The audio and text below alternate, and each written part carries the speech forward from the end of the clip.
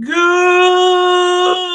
morning, sports fans from all around the globe. This is your host, Jeff Dawson, East Coast Sports Investors, and this is the Breakfast Bankroll for Friday, January 7th, 2022. And today we are blessed and honored to stay in the Windy City as we bring up the partner of Talking the Line, the Windy City Big Ten guru himself, the one, the only, Mr. Riley Magnuson. Riley, my brother, good morning. How are you? I am doing fantastic, Jeff. Thank you once again. We talked a little bit before the show, but thank you once again for having not only myself but my partner called on yesterday.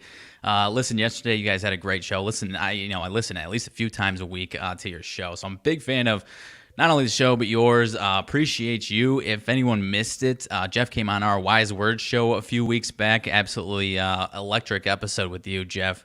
But thank you for having me on. I know we talked. You got some snow on your end. I've got 0 degrees over on my end. So we're managing through the day here so far. Yes, anyone watching and listening, if there are some hiccups, we did get. I'd say we're pressing 8, 9, 10 inches over here. A couple more coming. Riley's got the the almost sub-zero degrees. So I'm gonna take the 20-something degrees with almost a foot of snow versus the 0 degrees, Riley.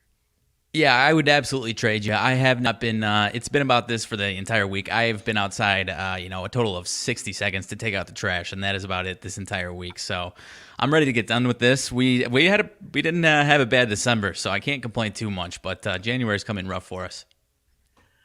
All right, so tell all the listeners, listen, you and Colton have been putting some amazing work together. You guys are the young guns, what I like to say, in our lanes, and just crushing it, absolutely crushing it every day.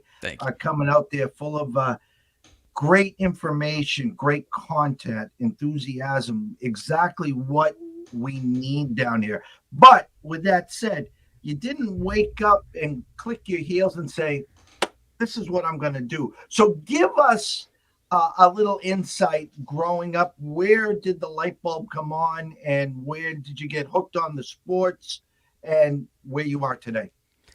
Yeah, I mean, my partner and I, if anyone listened to the show yesterday, him and I, as far as being kids, are pretty similar. I came out, born into a sports family. My father was a high school football coach, assistant defensive coach for about 30 years in a big football town. So that's really where it started for me. And I have 2 older brothers, all 3 of us very active in sports. And then it really got to, I've been a massive sports fan, about 10, 11, almost every sports fan, some earlier than others like me, have the realization that they're not going to be playing point guard for the Chicago Bulls, and so you have to pivot a little bit. And, that came to me a little earlier than others. But I've been a massive fan. It's driven not only my favorite sports teams here. I know I'm a Chicago guy, but as we'll probably talk, I differ as far as the NFL, as far as Chicago fandom. But across the board, I'm a massive fan. From an early age, just at 7 years old, waking up on Saturday watching SportsCenter for 2 hours as opposed to watching cartoons. And then it really boiled up to high school, where I kind of realized I wanted to do something in sports, but just didn't quite see the path there. When I was getting into college, the blogging and the podcasting and the streaming wasn't as prominent as it is right now. Certainly not even the last few years, certainly not as it is now. So had it been back then, I probably would have, majored in college as far as trying to do some type of broadcasting or journalism, majored in marketing. So I'm really, really kind of thankful that I did that instead. Honestly, it gives me a different type of background. But then fast forward, Colton and I went to Illinois State together. That's where we met, actually. And then fast forward a few years out of that, I was kind of already starting to feel like I wanted to pivot and get out of, the business world and move into sports. I just didn't quite know what it was. And then, you kind of said it wasn't like clicking our heels. And then as he mentioned, he approached me as far as doing something like this. I had already started to do a little bit of blogging, kind of the fantasy football scope, or just covering my favorite sports teams. But I really didn't see the in as far as how to enter in the space. And then as he said yesterday, about almost 1.5, 2 years ago, Illinois went legal, and that's when the light bulb kind of clicked in our heads. Like, okay, this is the new wave. This is where we got to get in. I'm sure a lot of people in New York might be having that same light bulb going off in their head starting tomorrow. I don't know, but as far as us, that's kind of where it started, as far as just realizing that this is the next wave. Because I don't know about a lot of other people, but I could dive full force into, like I said, if fantasy football looked like that new wave, or 20 years ago, if I was 25 years old trying to get in the space, I probably would have dove into fantasy football. But with gambling where it is, it was a clear slap in the face that this is where we got to take it. And it's amazing. January 1st, 2015 is when East Coast Sports Investors made its debut. I had about a year of getting ready to go public on social media. And I approached a lot of investors, a lot of people that I talked outside, the ring, to tell them my thought process, my approach, and where I saw sports wagering going. This is well before sports wagering was legal in the U.S. And you would think that I was telling them a dirty joke or something. Right. Like, what are you crazy? Right. Are you Right. on crack? Right. And I'm like, this is where it's going. This is where it's Right. there is going to be a gold rush. And then just like, go ahead, kid, and fast forward, we just celebrated our 7-year anniversary here. Right. And New York today at 9 a.m., I think there was 4 of those mobile apps that were going live. I'm from Massachusetts, okay? I got Rhode Island to the left, New Hampshire to the right, Connecticut. Right. They're all up and live. Right. Massachusetts is just sitting there, Twiddling the thumbs, huh? But with that, go ahead. Sorry to cut you off. It's been fascinating, though, as far as just the rollout of, as you mentioned, when you made the decision, people looked at you crazy. Same thing with us. I mean, and then month by month, people started to, okay, we kind of see what you're doing. And we're still trying to change a little bit as far as that goes. But as the entire country legalizes it, I feel like the perception, as far as, some of the states that have been now legalized here for whether it's a few years or even a year, you start to slowly realize or see the other people that didn't really buy into it start to understand where it's going. You know what I mean? Yeah, and it's the G word, it's gambling. And I have tried, I've really tried never to use, I was investing. I've always talked about, hey, listen, if you can slap down $5,000 at your corner stockbroker, you can build a bankroll, start with a bankroll in sports, and just, try to compile it on a daily basis. And for a year and a half, I was the laughing stock of Twitter. Sure. Sports investor. It's gambling, dummy. Well, now, if you go on Twitter right now, everyone is a sports investor. And so I do laugh and joke about that. So, Windy City. Yes. Green Bay Packers. Yes. So I mentioned my father, big football guy, 30-year football coach. His father was a sports fan, but he didn't have any, true allegiances. We grew up in the Rockford area. If you're not familiar with that, is hour and a half northwest of Chicago, pretty close to the border, Belvedere more specifically. Grew up right there, about 20, 30 minutes from the border, Wisconsin. Still a very Bears-centric and Chicago-centric area, don't get me wrong. But with my dad not really having any true, having any push any certain way, he grew up in the Lombardi era, the Vince Lombardi era as a kid. So that definitely drew him to the Packers. And then, my brothers and I have really, as far as fandom, as far as that goes, we have just, followed in the footsteps, and now we've got, whatever it is, 60 years of Packer fandom running through our blood. My brother's got some kids now, and they're starting to be Packers fans. So my dad started something as far as us being Packers fans, but that's really where that lies. I am all Chicago, Illinois outside of that, so I'd certainly get some dirty looks, especially when I got the old Chicago flag right behind me. You can see it a little bit here, but I definitely have had a happier life as a football fan because of it, Jeff. I give Colton a lot of shit on our show a lot of times. Obviously, he's the Bears fan for us, but I've got my hopes set high. You and I went back and forth just a tiny bit yesterday on Twitter, but I've got my hopes set high this year as much as I did last year as well. But I'm feeling pretty good. Getting home field advantage. Sounds like they're going to be playing their guys this Sunday a little bit, at least the first half, I think, against the Lions, which I've seen some differing opinions. I'm interested to hear if you agree with that strategy. But as far as having a 2-week layoff for that offense, I think it's good to have them playing. And I know a few guys have some like contract incentives that they might want to get taken care of. So I don't know if that's baked in at all. But I'm excited to see him on Sunday one last time before the playoffs. But I don't. The only man that's really causing me to lose any sleep, not even a team. The only man that's causing me to lose any sleep is Tom Brady. Tom freaking Brady once again. Everybody else, I think we match up, and I think we can beat Tom Brady and the Bucs if they come in once again. But he is really the only one that's causing me to lose any sleep this year. My jabs yesterday were real, meaning you got me. I think you were getting 3.5 in San Francisco 2 years ago. An absolute ass whooping. Yeah, that one 2 years ago, it was not the same type of belief that last year and this year was. The offense wasn't really as efficient as last year, and this offense hasn't quite been as efficient as last year. But last year still hurts, honestly. And that's where I was going to the next one. And I was like, you fool me once, okay, now you got the home field. And again, I was buying in the fact that you got home field. Now, listen, I've had to deal with 2 decades with Tom Brady. Right. I don't drink the Kool-Aid. In Bill, we don't always trust. and I guess once Tom went to Tampa, you were either a Patriot fan or you were rooting for the Bucs and Brady. Right. I was neither. So as long as you win, that's who I root for. Meaning you put money in our pockets. That's all I care about. I leave the heart and ego at the door, and then we decipher through the numbers. But I bought in again. I'm like, you're at home. This is it. You got your lumps the year before. Tampa got out early. Okay, that's one thing. Yeah. Okay, but to allow that late touchdown before the half, that was unacceptable. Yeah. But you stiffened in the third quarter, and you had the ball 3 times in the fourth quarter, and you still didn't come through. Okay, so now you got me twice. Now I sit there and I watch. I'm involved in high stakes fantasy football. Sure. And I'm going against Davante Adams in a 3-week race for 4K, and it's Davante left, Davante right. Now I'm not an OC, I'm not a DC, but I can tell you when Davante's getting the ball, and I know when he's on the 4-yard line, and you got the 2 wide receivers. Okay, here's what happens very well. He starts to go left, and then he cuts. I starts to go right, then he cuts left, or the guy cuts him a little screen there.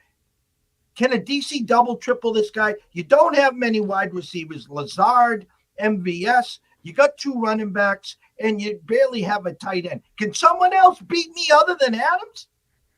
Honestly, I mean, I think we've proved that a little bit this year. So we had the one game. The only team that really did what you're asking for was the Baltimore Ravens, where they doubled and triple teamed him, and then he, kind of joked about it, counting him out. And they obviously, offensively, they put up a nice performance. Defensively, that was an ugly performance against the Ravens. Put up 31 points. But like you mentioned, the 2 guys that are going to have to step up, MVS and Allen Lazard. And as the season's gotten on, the end of the last few weeks here, those guys are stepping up. The other game that I look at, even if those 2 guys can't, is that Arizona Cardinals game back on that Thursday night game. Packers went into Arizona without all 3 of their receivers, lost their tight end at mid-game, and Rodgers was able to scrap together a win with his 2 running backs and tight end in the first half, and then a bunch of practice squad receivers. So I think they've proven that they can do it without Davante Adams, but I think at the end of the day, it's going to take either Allen Lazard or MVS to actually put together a nice performance.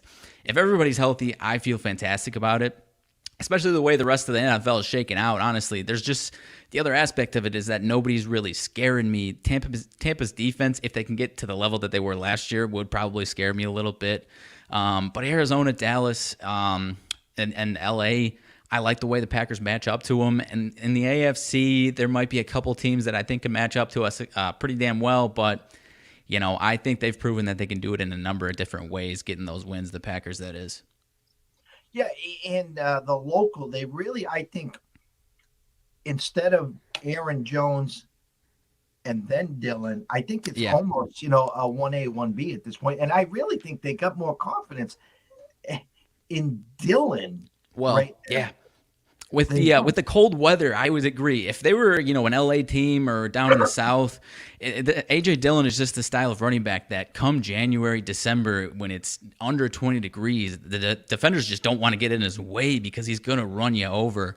And so I kind of agree with that because I love Aaron Jones. He's fantastic, but playing in Green Bay, and it's nice to have that change of pace. So I agree with you. I think going AJ Dillon right down their throats and then switching it up when you need to with Aaron Jones is the right move. But the other thing, as far as losing to Tampa at home last year, it was still about, I don't remember exactly what the capacity is, but it was about 20% capacity as far as the home crowd. So we didn't really have the full Lambeau Field effect as far as the home field advantage, which is going to be different this year. And, they've proven that that's been a big key this year. Obviously, I think part of the reason they were more efficient offensively last year was because Aaron Rodgers could do so much on the road without having any crowd noise. He, was not, sputtered at all on the road last year compared to this year. So that's kind of where I see, some of the discrepancies offensively from last year to this year. So, going through home, even with a bye week, I'm honestly a little concerned about some rust factor coming in divisional week, even if they do play this upcoming, Sunday. So, I'm interested to see, obviously, but I've got some faith. I said to you sarcastically, Green Bay by default. I think they're coming out of it. I kind of compare this. I don't know if you see the same thing I do.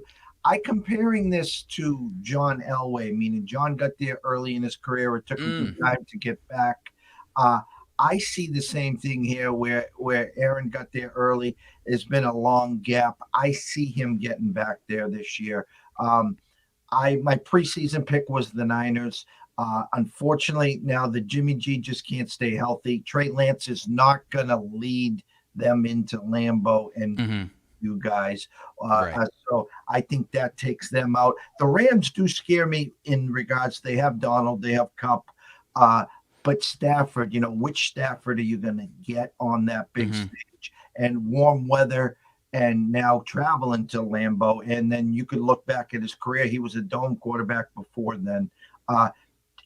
Arizona's been a great road team Sure. all year. But again, Murray is nicked up. I'm going to stake this. I'm going to say at the end of the year, he comes out and says he has turf toe. That's my guess. He's just been struggling. It looks like they may go to Dallas anyways, maybe. Right. So I think everything's it's right there this year. And now the third straight year and the fact, again, it's back at home. I definitely see you guys, facing, Henry's back in Tennessee, Mahomes. And I think obviously Buffalo becomes live again with Tennessee holding that home field advantage. Yeah, I agree with you. Hey Jeff, are you sure if we're on Twitter or not? I was getting a text from Colt said he didn't see us on Twitter this morning. As far as the stream, I mean. It's supposed to be on Twitter. I see Facebook. I see IG. Guess what? We might not be on Twitter. And that's amazing. Just wanted to double check with you. I clicked all four boxes too. I clicked all four boxes. All right, so I am computer dumb here. If I'm in the middle of this, is there a way I can click that box? I am not the guy to ask. That is all occult as far as those type of productions. So if it's your show, so if that's not a problem for you, we can keep it rolling. Let me see. I'm going to see one quick thing. Nope, that isn't it. I will have to look back. I know I clicked all four boxes, so I'm kind of curious what happened there. Well, that's all that means, Riley, is very simply you're gonna have to come back next week anyway, so make sure we get you on Twitter. He did say we're on Facebook, though. He did say we're on Facebook, so we must be good everywhere else other than Twitter. Yeah, we're on Facebook right now. We're on Twitch. We're on YouTube. Okay. I'm very disappointed we're not on Twitter, but I'll make sure I can get that back out there. So, apologies. No, please, no worries. Just wanted to make you aware. Just wanted to make you aware of it. And our buddy, Mr. Colton James. Thank you. Of course. All right. So I know you have another show after this. So I just need help everyone here. Give us a little Big Ten preview, Mm. meaning preseason to where you are today. Again, Wisconsin, 13-point underdogs at Purdue win outright, and then a nice little form. Uh, Purdue is a wagon. What are you seeing in the Big Ten hoops? Yeah, I mean, one thing that sticks out to me, as far as surface level, you mentioned to me, I can't remember if we talked about it on our show or maybe after the show when you came on our show, was the Michigan Wolverines and what the heck is going on over there? Because I don't remember exactly what they were rated. They were a top 15 team, AP coming in, and now they're 7-6 straight up, 1-2 in the Big Ten to start. I think they get it figured out, but I certainly, as far as putting my money down, I'm not really comfortable putting any money on or against them right now because I mentioned to you back then, and it's still kind of the case. You don't know if they're going to come out looking like that top 15 team and blow the team out that they're playing by 20, or if they're going to look like this 7-6 straight up team and lay an egg. We actually took Rutgers on our show a few days ago at home. Rutgers plus the 4 points, and Rutgers obviously won that one outright. Speaking of Rutgers, I would say tentative on Rutgers. I think they're a team. They're a team like every season in the Big Ten, where the Big Ten has one or two teams every year where they can beat anybody on a given night, especially on their home floor, but they can also lose to anybody on home or away on their home court. I mean, their next three games, it would not surprise me. They played Nebraska, Penn State, and Maryland. I'm not saying I'm, predicting this. We'll see where the lines are in those individual games, but it would not shock me at all if they lost those two out of those three games after, taking care of Michigan, taking care of Purdue, because they've been all over the map this year, right? But as far as the top of the Big Ten, despite what's going on with Purdue, I still think, like you said, they're a very, very, very good team. Maybe not the potential number one team in the country like we thought there for maybe a minute, or at least nationally people thought there for a minute. But Illinois, I'm a little bit of a homer as far as this is concerned, and we legally in Illinois, we cannot bet on Illinois colleges here in the state of Illinois.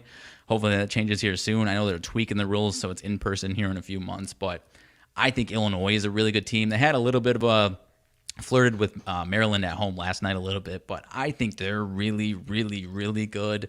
Earlier in the week, they actually overtook Purdue as far as regular season odds for the conference. Michigan State's another team that's a contender that I haven't seen quite enough of, and I'm looking to here as we get into conference play. They're already 4-0 to start the conference season. They're a really good team, but Wisconsin, I'm still trying to figure out what's going on with Wisconsin. I bet against them last night, and I was a clear whiff, obviously. I'm pretty high on Iowa still, despite what we saw last night. But Wisconsin, I mean, they're the typical Wisconsin team: slow you down, play really solid defense, get the best shot on offense. Take as much time, get the best shot on offense. But now they got Johnny Davis, a guy who, that they haven't had in a few years, that can get a shot whenever he needs it and can put the team on his back offensively. And historically, when they're not, a top 15 team, that's not what they have. They're a really good team, and they can knock you off. They'll take care of home court. But as far as elevated into that top 3 range of really competing for a Big Ten championship, it takes a guy like that for this Wisconsin team historically. So I'm interested to see where Wisconsin goes. We also saw last night, it was Ohio State, Indiana, unranked team who probably could be a ranked team, took down Indiana. In a nutshell, there's probably 8 teams that should be ranked in the Big Ten. And last I checked, as far as, the March Madness predictors, I think there's potentially 8-9 teams that could make it as far as the Big Ten is concerned. The one team that I don't have quite of a read on yet, partially because we can't bet on Illinois schools, is Northwestern. That's the one school that's been real scrappy, but, I don't know if maybe I should change the strategy. I don't know, but since we can't bet on these Illinois colleges, aside from Illinois, I just haven't dove too deep into who these teams are. I haven't been watching them too much. I don't know if you, maybe agree or disagree that that's how I should handle it, or maybe I should dive into them a little more. I don't know what you think about that. But as far as the Big Ten is concerned, I'm as excited for this year as I've ever been. I love Big Ten conference play. Really interested to see where Ohio State goes. I think they're a really good team. I just don't think they're, what are they, 13th ranked team coming into last night? I don't think they're that good, maybe closer to 25, 20. So, I'm really excited for it. I think really Nebraska's really the only team that's probably going to get their ass kicked on a nightly basis. Maybe they can scrap here and there, but everyone else, it's, 1 through 13, it's competitive as heck, man. And with the ACC so down, it's Duke in a cloud of dust right now. Right. the Big Ten, and I'm a Big East guy, obviously. Yeah. The each other just beating the crap out of each other. So Mm-hmm. you're going to be able to, you know, uh, a lot of must wins. Meaning, like the other day, Seton Hall comes in 0-2. It was almost like a must win. Where Right. listen, you and they're missing two of their better players, and Mm-hmm. it was a perfect spot for them because you can't start in the league 0-3. Right. And the same in the Big Ten. So you're going to get all these guys beating each other up. But when the dust settles again, you're probably looking at 6, 7, 8 from the Big Ten, six, Right. 7, 8 from the Big East, and that's why they call it March Madness. March So Madness. The one team that's had some success early in the year, but I think is about to start fading. And I actually saw them projected to be in the field if it ended today, which obviously that's still way too early to predict. Minnesota's the team, 10-2 straight up. I'm still trying to get a full read on them, but I do not think they're as good as what they've shown so far. Got their behinds kicked to Illinois. I think it was at Minnesota a couple nights ago, and obviously I think of Illinois. Maybe that's just Illinois, but I think Minnesota's going to start falling. I think they're going to kind of fall to that bottom of the pack. Same with Penn State. Penn State's had some early 2-2 out of the Big Ten, but I don't think they're anything to put too much money down on. But like I said, Rutgers is going to be a game to game. I don't think just because Rutgers has taken down Michigan and Purdue, if you see them getting 10 points plus 10, let's say for example, in a couple of weeks, let's say Michigan State goes to Rutgers and the spread opens plus 10, Rutgers plus 10, just because it's that many points and Rutgers has done what they've done, that might be a red flag to you that they're not going to take care of business. Now, if it's the same situation where they open up plus 4 like they did against Michigan, then maybe they've got some, they've got a chance to hang with them. But, I think Rutgers is going to be a game to game as far as from a betting standpoint. I don't think they're a tournament team, honestly. Maybe they can get some of these wins, but I think they're going to have a couple bad losses on their resume. I don't know. No, I agree 100%. And going back to that Minnesota team, I just yell out fraud, and more fraud, meaning Yeah. they get out to that. It reminds me of a few years ago, Nebraska did the same thing. They get out to that fluff schedule, and then they get to conference play, and they're nowhere to be found. Right. And as far as, the trajectory of, I'm not a diehard Illinois basketball fan like I was already talking about my Packers, but I am a fan, and I follow them.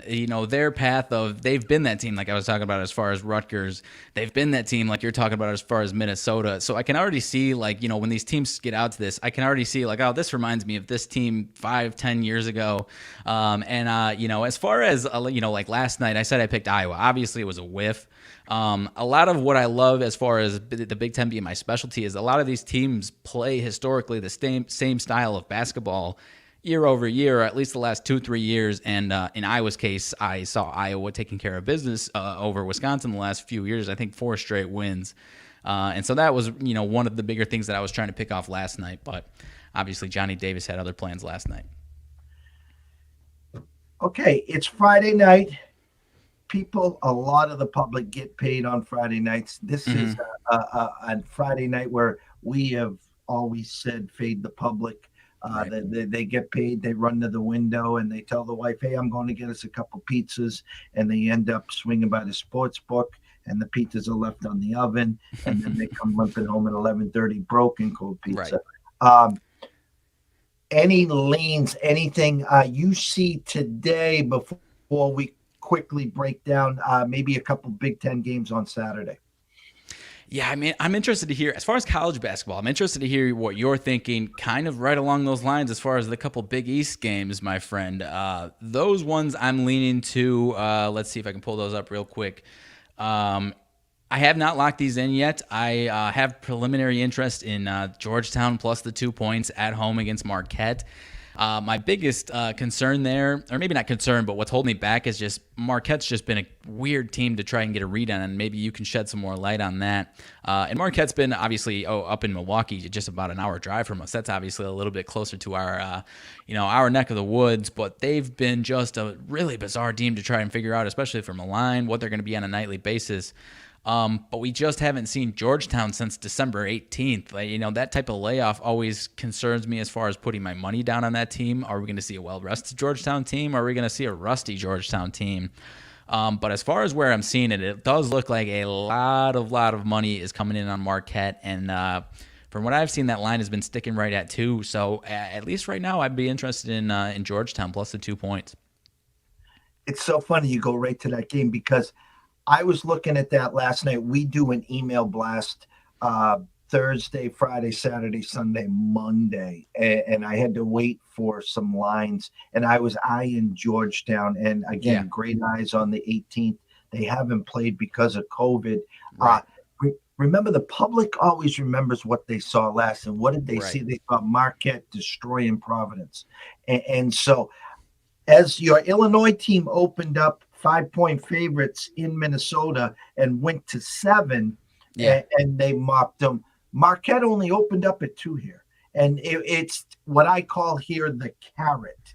They're saying, okay, public, come on down. You saw what Marquette did, and you know Georgetown's going to have some rust here. Come get Marquette. So I'm showing 80% of the bets, 60% of the money, all on Marquette, and yet the line is basically staying at 2 and 2.5. So, right.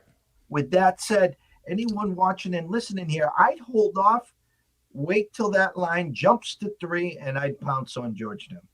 Yeah, that's exactly kind of what I'm thinking. Like I said today, and I'm coming in cold, Jeff. I will be fully transparent with you. I am having a cold week of college basketball. Not terrible, not my worst week, but I'm a little cold coming into college basketball. So I've been a little gun shy coming into today as far as the college basketball board is concerned.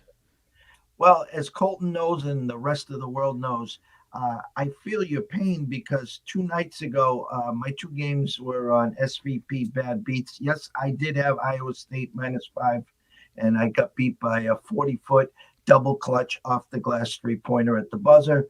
And yes, I had Bradley plus 1.5 against Missouri State. Oof, And that was a rough one. we were up 4 late, and then we get a walk off deuce and lose by the hook there. So I feel your pain. Hey, and you and I mean, I think you and I were both on OK State earlier in the week too, and that one was no good as well. The other one today I'm looking at, Jeff, another Big East game. A little bit of a different story. A lot of money coming in on Xavier, but they've at least moved that line up. So watching that game against Butler, I mean, Colton and I have talked about it. It doesn't change our bets by any means. But this point in the college basketball season, as far as if you're someone that's interested in home court advantage, these home court advantages, all these college kids are still on Christmas break for the most part, and again, I was interested in Butler because of those 2 big guys that were out for Seton Hall. I thought Butler might be able to take advantage of that, and and then there was just a little sprinkle of cherry on top that Butler has a great home court advantage. I popped that game open, and there's about 60% of their fans in the stands, and I'm like, why? This is one of the best home court advantages in the country. What is going on here? So again, not changing what I'm betting on, but I don't know. As far as that game tonight, in my initial gut tells me Xavier, but another one, a lot of money coming in on Xavier. So I'm just still a little torn in that one so far today. Uh, okay, so this is a perfect lead in here. We talked about Marquette Georgetown. That number only opening at 2. Okay, what do they do here?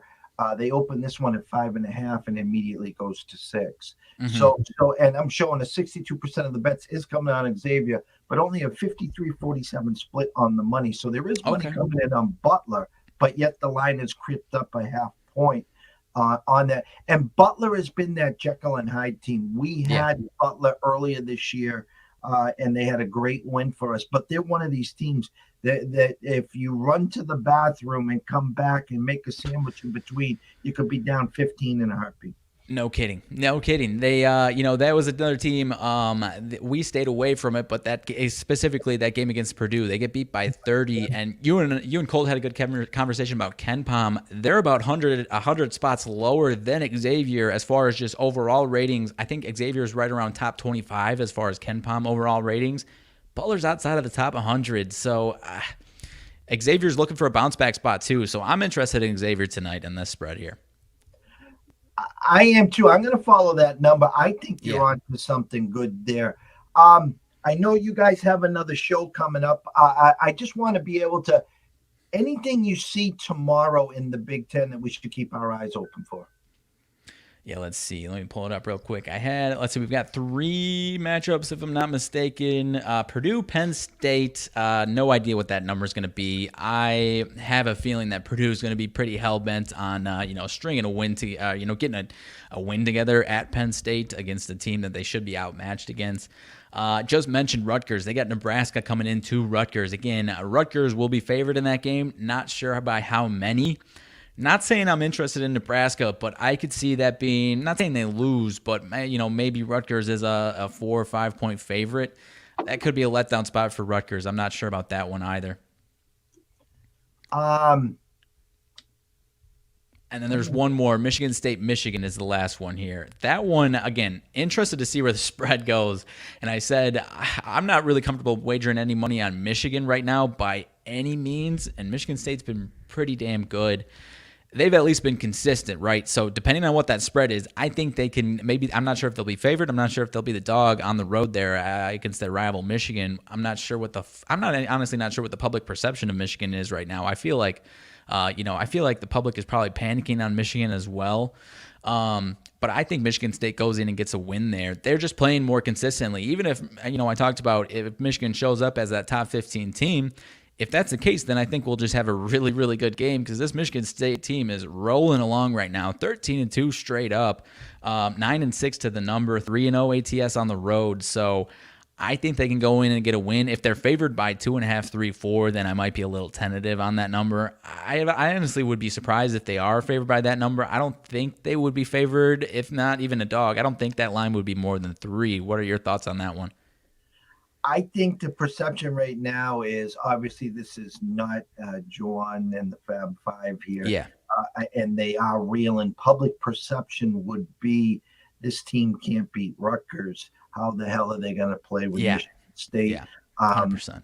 I think you said, is that a Sunday game?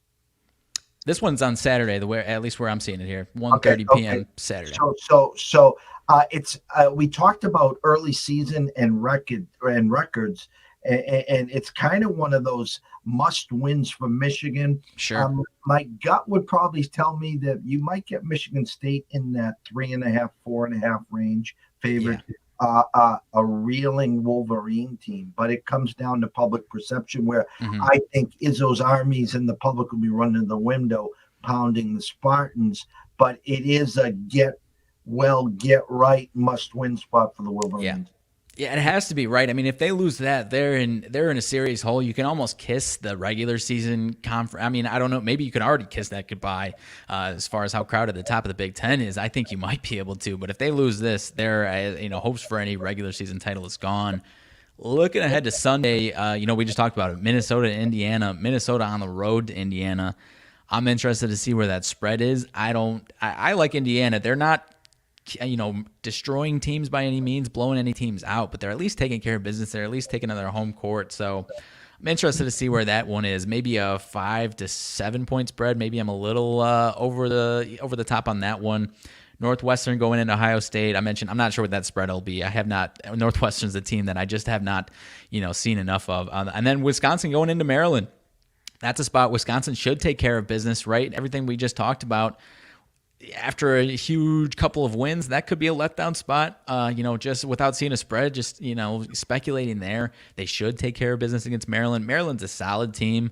Again, I think they'll probably see themselves on the outside of the tournament, trying to scrap some wins together late. Obviously, getting this win earlier in the season would be huge for their resume, and then building off of that for the season.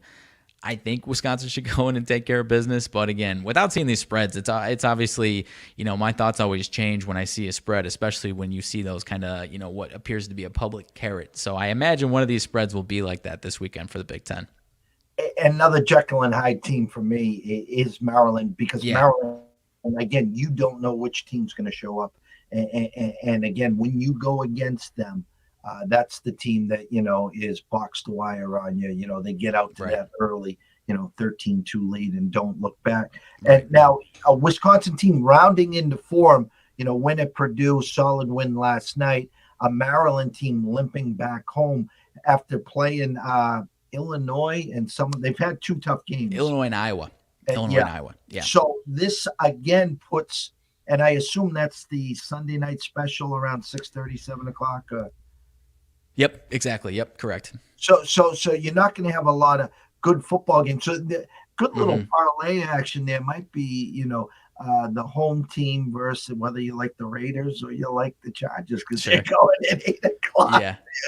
Uh, but kind of sort of one of those must wins for Maryland there. So keep an eye. I think that number will be enticing too. Maybe Wisconsin -2, 2.5, 3, just to keep everyone enticed with the Badgers there. Yeah, I think so. I find it hard pressed. Just the style of play. I mean, they suffocate teams defensively, and then you have Johnny Davis. I have to imagine Johnny Davis is going to see some regression coming up soon, a little bit potentially, because I mean he's fantastic, but I mean I don't think I don't think he's unstoppable. Do you? No, not at all. Yeah, And I think we see a handful of these guys throughout the year. I call it the flash and fade, where they just come out guns blazing, yeah, and, and then like you talk about regression, we talk about the wall, whatever you want to talk about. I'd rather see someone slowly progress where they're catching fire hmm, uh, in the conference championships, in the March Madness. The Purdue guy that's playing right now for the Celtics, that had Oh, the guard. You're talking the guard, Carson Edwards. Carson Edwards, Yeah. one of those types where, listen, he had a great regular season. Don't get me Oh wrong. yeah. He was magical in the in March Madness. And speaking Right. of Purdue, Glenn Robinson, Hmm. another one that had a magical run there. But listen, as usual, I can talk to hours and hours Yeah. with you, Yeah. and I don't want Colton to be on my bad side here. So I Ah. promised him, and I promised you guys 15 minutes to get ready for your show. So Sure. please tell everyone where they can find you, where they can follow you, and all that good stuff. Yeah, you see it scrolling down on the ticker there. My Twitter, RMagsTTL Sports. That is where I am at on Twitter. And then at Talking the Line is our Twitter handle. Talking _ line on Instagram. Talking the Line Sports Media on YouTube. We are live on our daily show here in about 15 short minutes, Monday through Friday. You can find that on YouTube or Twitter or Facebook. Again, Talking the Line Sports Media on YouTube.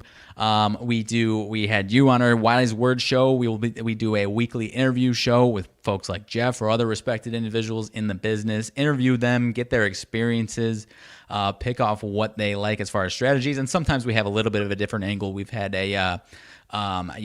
different type of content creators, or we've had the Chalkboard app CEO on, but we'll be getting that back going up this Wednesday. We've had a couple weeks off for the holidays, and then getting back up again this Saturday is our Cup of Joe on campus. You will not find that on audio podcast. That one's only on YouTube and our social media as well. But starting in college football and now into college basketball, we just break down whatever is going on in college basketball, whatever that Saturday is. And you already mentioned it, got a loaded slate of college basketball. So we will be there. That is 8:30 a.m. Central Standard Time. And again, Monday through Friday on our daily show, 10 a.m. Central Standard Time. I didn't mention podcast, Spotify, and wherever you get your podcast. Talking the Line and Wise Words are the two that you can find on audio podcasts. But once again, if you need anything, Talking the Line on Twitter or talkingtheline.com is the one-stop shop for just about everything there. And I just want to talk. We got about 5 or 6 messages Sure. from your partner in crime, Oh, boy. Colton. Colton came on yesterday, and we just broke through the 5 games, and shit happens, and on the wrong side of them, meaning bad bounce, bad start. Sometimes just as you said, wrong side, and it's a whiff. And Yeah, there's other times where right side, wrong results, and then I right. talk about that all the time. So Colton, I think what we're going to have to do here is we're going to have to set you up for next week to come back because you're overdue Need for some a redemption. bounce. Need some redemption, huh? And that's I was not in love with today's board. Otherwise, I would have done the same and brought some ammo today. I have one NBA play, but as you mentioned it, as far as a lot of the public money, or at least where I'm seeing, it's got me a little concerned. I'll break it down real quick and then I'll get out of here. I'm interested in the Sixers tonight, Jeff. But like I said, a lot of money, at least where I'm seeing, is coming in on the Sixers. Spurs got some COVID guys on their bench out with COVID. I know they got the win the other day against Boston, but their offense, which is typically their strength, their offense has been down all week. They were limping into that game against the Celtics. They only scored 99 against the Celtics. Maybe you can agree with me. I don't know. As far as the Celtics being more of the testament, as far as lack of offense on their part, because this Spurs defense is bad, and the Sixers are rolling 5 in a row. They don't play again until Monday. I don't see this as them taking a night off because they got a nice weekend off before they play again on Monday. And the Spurs are 7-15 last 22 ATS in Philly. So I'm interested in laying the 7 with the Sixers, but again, I'm not over the moon about it quite yet. A Celtic team that just again loses at the buzzer to the Knicks. Yeah. A team going nowhere. Pops owns them. It's funny. Your Sixers are rolling. Not your Sixers. I'm sorry. Yeah, no, yeah. Sixers are rolling. There's still some rumblings. The Ben Simmons 3-team trade going on. They've even started knocking back down the door. Smart and Jaylen Brown. They need a third team. Sacramento's the third team. Yada yada yada. Yeah. I like where your eyes are. The unfortunate part is so does the public right now at 89% of the tickets rolling in. I know. Opened at 6 already to 7.5. Probably 8 by tip-off at least. We will keep an eye on that, but I like the thought process. I really do. Yeah. I think you're two teams going in kind of sort of opposite directions. Right. And I think that the Sixers will win, but obviously the magical question is, do they cover, right? Right. Spurs have been pretty profitable. They've made me some money, but the way they're rolling right now, I'm staying away from the Spurs, if anything, at least in that one tonight. So that's all I've got on my end of things, Jeff. Thank you for having me on once again. Can't wait to be back. Can't wait to see what else is in store for us and you and us together, as well as my partner Colt. So thank you once again for having me on, Jeff. Always a pleasure. We are blessed and honored. And listen, when we're done here, just jump on over. If you haven't watched and listened to these guys talk in the line with Colton, with Mags, amazing stuff. Amazing from the Windy City. So you go from Cape Cod back to the Windy City. So you go from a foot of snow to 0 degrees. So always remember this. If you are wagering tonight, always wager with your head, not your heart. If you have a problem, pick up that phone. There's an 800 number there. Ask for help. Why? Because we care. We want you here today, tomorrow, next week, next month, through 2022 and beyond. From myself, Jeff Dawson, from Riley Magnuson, we wish you a stay, cash some tickets, and always stay in your lane and invest and wager responsibly. See you tomorrow.